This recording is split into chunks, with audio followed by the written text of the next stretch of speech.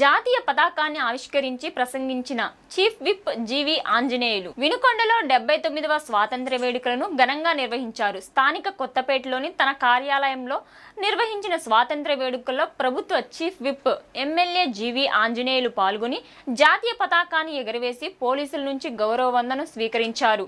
ప్రభుత్వ chief whip MLA జీవి ఆంజనేయులు మాట్లాడుతూ ఎందరో మహనీయుల పోరాటాలు త్యాగాల ఫలంగా వచ్చిన స్వేచ్ఛా స్వాతంత్ర్యాల్ని కాపాడుకోవాల్సిన బాధ్యత ప్రతి ఒక్కరిపై ఉందని అన్నారు. స్వాతంత్ర్య వేడుకల సందర్భంగా వినుకొండలో నిర్వహించిన హర్ఘర్ తిరంగా ర్యాలీలో చీఫ్ విప్ జీవి ఆంజనేయులు పాల్గొన్నారు. నర్సాపేట రోడ్డులోని తహసీల్దార్ కార్యాలయం నుంచి శివయ్య స్తూపం సెంటర్ వరకు 1000 అడుగుల భారీ జాతీయ జెండాతో ర్యాలీ నిర్వహించారు. ఈ ప్రదర్శనను చీఫ్ విప్ జీవి జెండా ఊపి ప్రారంభించారు.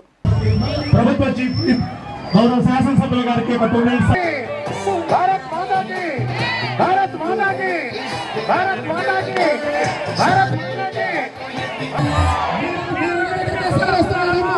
భారత్ మాతా కీ భారత్ మాతా కీ భారత్ మాతా కీ భారత్ మాతా కీ భారత్ మాతా కీ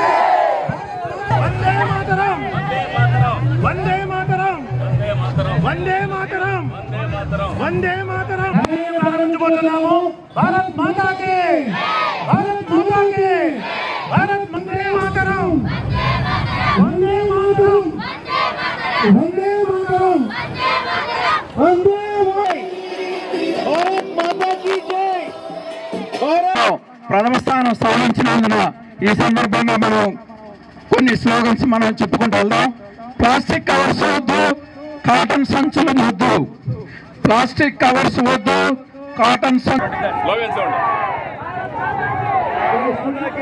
ఆనాడు స్వతంత్రం కోసం పోరాడి మహాత్మా గాంధీ గారు, నెహ్రూ గారు, సుభాష్ చంద్రబోస్, అల్లూరి సీతారామరాజు, ప్రకాశం పంతులు గారు, భగత్ సింగ్ లాంటి ఎంతో మంది మహానుభావుల పోరాట ఫలితమే ఈరోజు నేటి స్వతంత్రం. ఈ స్వేచ్ఛ స్వతంత్రాలను కాపాడుకోవాల్సిన బాధ్యత ప్రతి ఒక్కరి మీద ఉంది.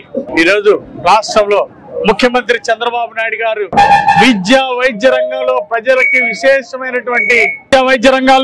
విశేషమైనటువంటి కృషి చేస్తా ఉన్నారు మన ముఖ్యమంత్రి చంద్రబాబు నాయుడు గారు. అందుకే తల్లికి వందనం పథకాన్ని అమలు చేసి, సూపర్ 6 పథకాలను అమలు చేసి పేదరిక నిర్మూలనకి బాటలు వేశారు. ప్రతి బిడ్డ చదువుకునే విధంగా ఈ రోజు తీర్చిదిద్దారు. తల్లికి వందనం పథకం ఎంతమంది బిడ్డలుంటే అంతమందికి అందిస్తున్నారు. అలాగే ఈ రోజు రాజ్యాంగం కల్పించినటువంటి ప్రజాస్వామ్య హక్కుల్ని ఈ రోజు అందరూ స్వేచ్ఛ వాతావరణాన్ని ఈ రోజు ప్రజలందరూ అనుభవిస్తున్నారు.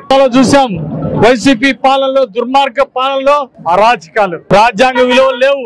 రాజ్యాంగ విలువల్ని తొంగలో దొక్కారు గత ప్రభుత్వంలో. ప్రజాస్వామ్య విలువల్ని కాలరాశారు వైసీపీ పాలనలో. ఎక్కడ చూసినా దౌర్జన్యాలు, రౌడీయిజం, దోపిడీ, అవినీతి, దుర్మార్గాలు, అరాచకాలతో 5 సంవత్సరాలు రాష్ట్రంలో ప్రజలకి స్వతంత్రం లేకుండా పోయింది.